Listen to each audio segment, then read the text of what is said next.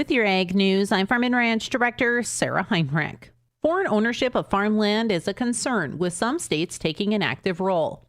3.1% of privately held farmland has foreign ownership, and there is a question of whether it's a national or state level issue. Director of the Ag Law Center, Harrison Pittman, says it will be both. And has been for a long time. Those lines are kind of shifting around. States have certainly become more active from a historical perspective than they have been in recent decades. But there are a number of federal proposals. A couple of states have already taken action when it comes to blocking or prohibiting foreign ownership of farmland. Pittman points to a Syngenta plot in Arkansas with the company owned by ChemChina. It faced action by the state. Not all these state laws are the same. I don't think you could even describe them as having a uniformity. And interestingly, Arkansas was a state that had neither a grandfather clause and it didn't have a research exception, which a lot of these laws do. Pittman says it's likely foreign ownership of farmland will be addressed in the Farm Bill, but it will be difficult to find a political consensus.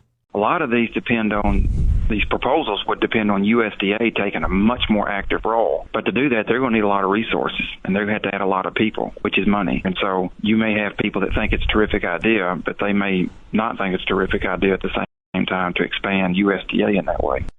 And we'll be back with more Ag News right after this. Let's talk about my good friends at Riverside Building Center in Lisbon, the Tri-State's premier manufacturer of one-piece movable homes. They take the hassle out of home building. They have lots of unique floor plans to choose from, or you can custom design your own. You'll work with the same person from the start to the finish, and Riverside Building Center delivers these premier homes from Minnesota to Montana. Stop by today to see these beautiful homes or visit them online anytime at rbclisbon.com, where you can buy everything from a hammer to a house. That's rbclisbon.com. USDA's National Agricultural Statistics Service will conduct the National Agricultural Classification Survey on January 24th. The survey is an important step in determining who should receive a 2027 Census of Agriculture questionnaire, which will go to approximately 250,000 recipients to ask if they conduct agricultural activity. The results of the survey will ensure that every U.S. producer, no matter how large or small their operation, has a voice and is counted in the highly anticipated and influential agricultural census data.